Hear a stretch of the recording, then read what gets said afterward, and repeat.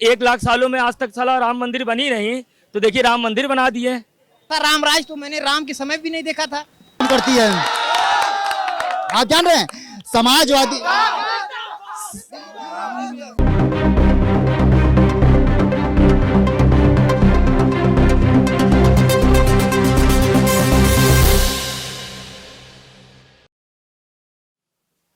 नमस्कार, आप देख रहे हैं और 24 न्यूज़। मैं अरविंद झा जनता की आवाज़ में आप सभी का स्वागत करता हूं।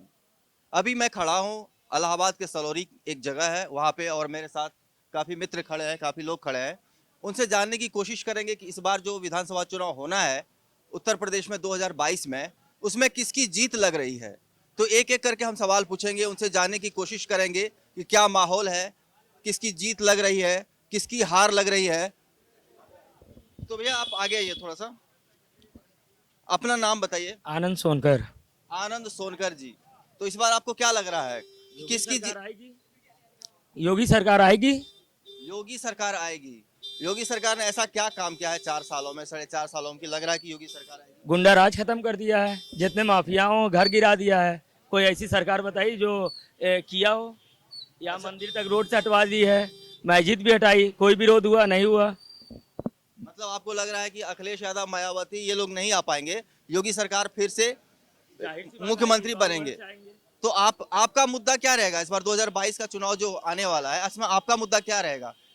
चलिए ठीक है, आपने देखा कि माफियाओं को खत्म किया, लॉ एंड ऑर्डर सही किया, इसके अलावा आपका क्या मुद्दा रहेगा 2022 में जीतने के बाद? जीतने के बाद देखिए क्या क्या करते हैं, उनका जो भी उचित काम रहेगा सब अच्छा रहेगा। जितना भी काम करते हैं शिक्षा के लिए, देखिए अब लैपटॉप बांट रहे हैं, टैब बांट रहे हैं, हाँ रोड चौड़ी कर रहे हैं, बढ़िया बढ़िया कामें कर रहे हैं। ऑक्सीजन लगवाया गया कई प्लांट पे। तो ऑक्सीजन की भारी कमी हो गई थी कोरोना काल में, ऑक्सीजन लगवाया जा रहा है। इधर अखिलेश यादव और समाजवादी पार्टी भी तो दावा कर रहे हैं कि हम जीत जाएंगे। कहाँ से जीतेंगे? जो अपने घर में ही नहीं सही से रह पा रहे तो वो बाहर कहाँ रह पाएंगे? नहीं तो वो तो गठबंधन कर रहे हैं ना। गठबंधन करने से कोई मतलब थोड़ी है। गठबंधन तो हर सरकार जो है करना चाहे तो कर ले, मगर योगी जी खुद से अकेले लड़ रहे हैं। वो गठबंधन कर ले तो बाहुबल क्या तोड़ के बाहुबल निकल के आए सरकार। सरकार ने अच्छा विकास का काम किया है, लेकिन एक मुद्दे पे जो रोजगार का मुद्दा है, ये बहुत बहुत बड़ा मुद्दा है युवाओं के लिए। तो इस मुद्दे पे आप क्या कहना चाहेंगे सरकार से? क्या चीज?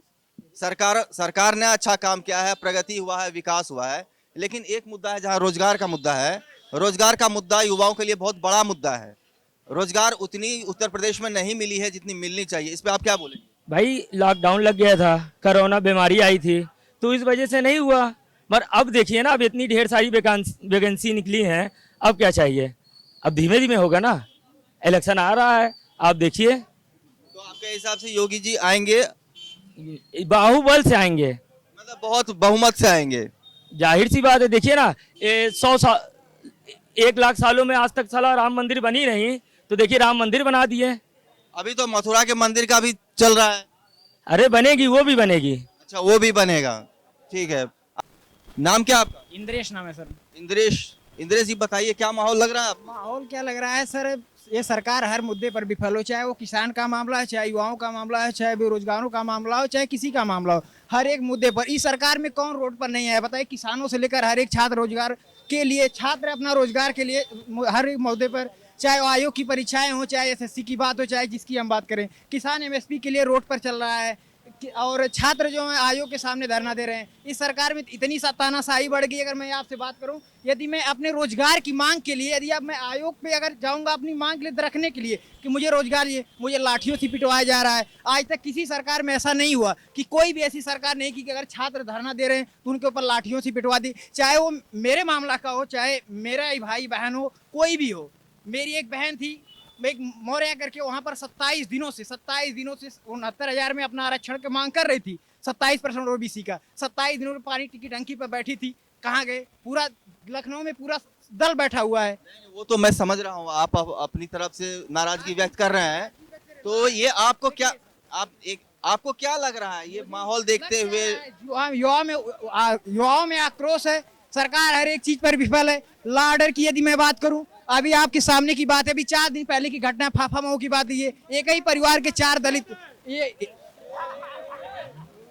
एक ही परिवार के चार माँ बहनों के साथ, ए भाई ये इस तरह ये नहीं बात होती। अपना विचार रखिए, अपना विचार रखिए। आप आइए यहाँ पर रखिए, देखिए अपना हर एक जिसे और हर इंसान को अपना विचार रखने का अधिकार है, अपना विचारधारा मानने का अधिकार है, अपनी राय रखिए। लाइन एंड ऑर्डर की बात करूं तो किस लाइन ऑर्डर की आप बात करते हैं? एक ही परिवार के एक मेरी बहन आ रही थी, वहां से एसआई का परीक्षा दे रही थी, उनके साथ दरिंदगी की, बस में बैठाकर 4 व्हीलर में बैठाकर उनके साथ दरिंदगी की गई। कि लाइन ऑर्डर की बात करूं नहीं तो आपके हिसाब से इस बार योगी जी को हारना चाहिए, अखिलेश यादव और समाजवादी पार्टी को जीत के नई सरकार बननी चाहिए। तो नई सरकार जब बनेगी तो आप सबसे पहले क्या मांग करेंगे? अखिलेश यादव जी क्या सही करें जो उत्तर प्रदेश में और सबसे अच्छी बेहतर व्यवस्था हो? सबसे बेहतर की व्यवस्था की बात हो, मैं कभी ऐसा नहीं समझा। ये इन लोगों के पास एक ही 2 मुद्दा है, एक राम मंदिर मुद्दा है, एक इन लोगों के पास धर्म के अलावा उनके पास कोई मुद्दे नहीं है। ये लोग कहते हैं कि मैंने राम का मंदिर बनवा दिया। आप किस राम की मंदिर? मेरी भी आस्था है राम में, लेकिन आप गरीबों का घर उजाकर किसी का घर बनवा, ये कहाँ का न्याय है? ऐसा राम राज तो मैंने राम के समय भी नहीं देखा था। आप उन जो गरीब दलित थे, जो 27 यादों का घर उजाड़ा गया, उनका मुआवजा नहीं दिया गया। एक मुआवजा 1 रुपया सरकार नहीं दी। आप किसी का घर उजाड़कर दूसरे का घर कैसे बना सकते हैं? ये कहाँ का राम? मतलब आपके हिसाब से तानाशाही बहुत ज्यादा है। बिल्कुल है सर, किसी की बातें नहीं सुनी जा रही है। आप किस रामराज की बात करते हैं? हमें यही रामराज चाहिए था, एक ही दिन में एक ही परिवार के 4 लोगों की हत्याएं हो जाए। ठीक है, मान लेते हैं आपकी बात कि अखिलेश यादव जी को आना चाहिए, लेकिन आपको पता है ना कि बीजेपी की जो प्रचार तंत्र है वो कितना हाईटेक होती है, तो उसका कैसे धरातल पर जब आप जाएंगे तो कैसे जीतेंगे? कुछ रणनीति आप देख लीजिए, यहाँ पर ही देख लीजिए, सारे युवाओं में जोश है। आने वाले समय में 2022 में माननीय बड़े भैया अखिलेश यादव जी आ रहे हैं। आप अपने हिसाब से कुछ सजेशन दीजिए कि क्या करना चाहिए। सजेशन किसमें बात क्या है?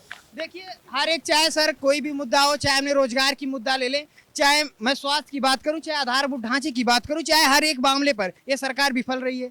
आप टेट की परीक्षा दिए, हम लोग 24 अगस्त का टेट का परीक्षा दिए, रिजल्ट नहीं आया। अधिनस में रोज दिखा पेपर में कि 52,000 वैकेंसियां लटकी हैं, 30,000 लटकी हैं। आखिर एक महीने हो गया रिजल्ट आए हुए कि हम इतनी वैकेंसी दे रहे हैं, इतनी वैकेंसी कहाँ आई वैकेंसियां? आप युवाओं को कब तक गुमराह करेंगे भैया? 4 साल हो गए। आप बताइए, टेट की परीक्षा थी, टेट की परीक्षा, ये लोग का वैकेंसी देने का इन लोगों का मूड ही नहीं है। बताइए आपको जब पता चलेगा कि पेपर 6:30 बजे लीक हुआ है, तो आप कैसे, आपका एक पेपर का 8 सेट बनता है। मैं कह रहा हूँ अगर 20 सेट का पेपर लीक हुआ तो आप सी क्यों नहीं बंटवाए? नहीं, युवाओं का सही कहना है, युवाओं का कहना है कि भैया, अरे युवाओं का कहना है कि सरकार जानबूझ के परीक्षा प्रश्न पत्र लीक करवा के परीक्षा रद्द कर दिया कि नौकरी नहीं देनी। ये तो मैं नहीं कह सकता हूँ।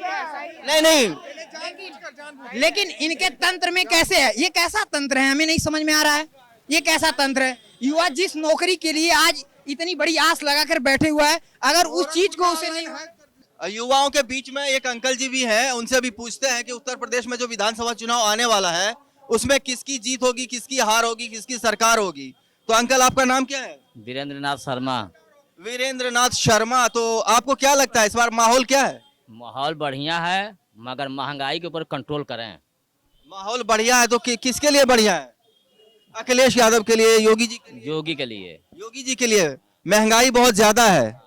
और क्या मुद्दा रहेगा? और कोई मुद्दा, सब कुछ बढ़िया है, केवल महंगाई पर ये लोग कंट्रोल करें, गैस और सब सामान के ऊपर। मतलब 4.5 साल, 4.5 साल में योगी जी ने जो सरकार चलाया है बहुत अच्छा से चलाया है। सरकार बढ़िया चली है। फिर इस बार भारी बहुमत से जीत के आएंगे सरकार। और अखिलेश यादव, मायावती, इन लोगों का महंगाई के ऊपर कंट्रोल ये लोग करें। और अखिलेश यादव, मायावती, इन लोगों का क्या होगा? इन लोग हम नहीं जानते क्या होगा। बहुत भारी गठबंधन बनाए हैं, जीतेंगे ये, योगी जी जीतेंगे। हाँ। हमारे साथ एक और भाई हैं, भैया नाम क्या है? मेरा नाम विवेक कुमार यादव है। विवेक जी, आप बताइए। क्या बताएं, आप पूछिए। मैं पूछ रहा हूँ कि आपका नाम विवेक कुमार यादव है, ऐसा तो नहीं समझू कि समाजवादी से है? नहीं, ऐसा कुछ नहीं है कि मैं समाजवादी से हूँ। यहाँ सारे युवा ही खड़े हैं। अब कुछ लोग, अब जैसे हमारे एक भाई ने बोला वो बीजेपी से, उनके मामा सांसद हैं इसलिए बोल दिए। यहाँ जितने लोग हैं, हम तो सपा से ही हैं। तो अभी युवाओं से भी लीजिए आप, देखिए समाजवादी पार्टी की सरकार बनने जा रही है। अभी कल का देख रहे हैं भीड़, समाजवादी में कितनी भीड़ अखिलेश यादव जी के साथ है।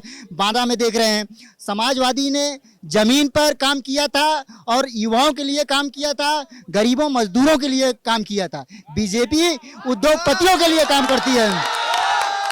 आप जान रहे हैं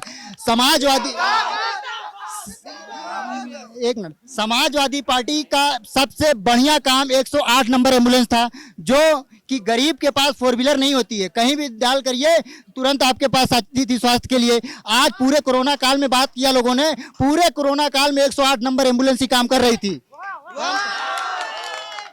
आपको लग रहा है कि जैसे 2012 में अखिलेश यादव जी जीत के आए थे, 2012 में अखिलेश यादव जीत के आए थे और प्रदेश को विकास की गति में ले गए थे, फिर 2022 में फिर से जीतेंगे और प्रदेश को विकास की गति में ले जाएंगे। बिल्कुल सही कहा। आप मान लीजिए बीजेपी समाजवादी पार्टी पूर्ण बहुमत की सरकार से आ रही है और 350 के ऊपर से जीतेगी। बीजेपी का सुपड़ा साफ होने जा रहा है, क्योंकि समाजवादी पार्टी युवाओं को रोजगार दी थी और बीजेपी सरकार में हर परीक्षा जो है लीक हुई है, चाहे टीटी हो, चाहे जल निगम की हो, कोई भी वैकेंसी ऐसी बताइए जो, चाहे कोई वैकेंसी जिसमें भ्रष्टाचार ना हुआ हो। आप अभी यहाँ पे वैकेंसी हो रही है माध्यमिक शिक्षा चयन बोर्ड में, खुलेआम घूस लिया जा रहा है और गरीब का बच्चा वंचित को दिया जा रहा है। अभी प्राइमरी के टीचरों की वैकेंसी 69,000 में हुई, ओबीसी एससीओ का कोटा खा गए जनरल के लोग, ये योगी जी। अखिलेश यादव जी जीत रहे हैं 2022 में, तो आप क्या चाहेंगे कि जो उत्तर प्रदेश में हो रहा है उसमें क्या और अच्छा हो? जी, हम चाहेंगे कि उसमें अच्छा ये हो, महंगाई कम हो, सबसे बड़ी चीज, और युवाओं को रोजगार मिले।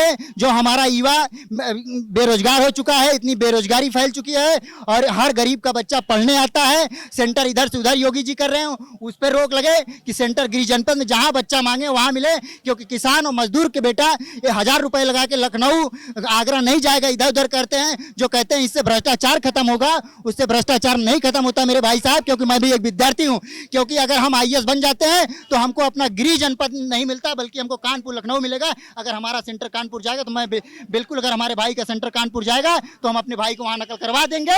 ये सबसे बड़ी चीज योगी जी की नीति है भ्रष्टाचार कराने का। इस चैनल को देखने के लिए लाइक करें, सब्सक्राइब करें और बेल आइकन दबाना ना भूलें।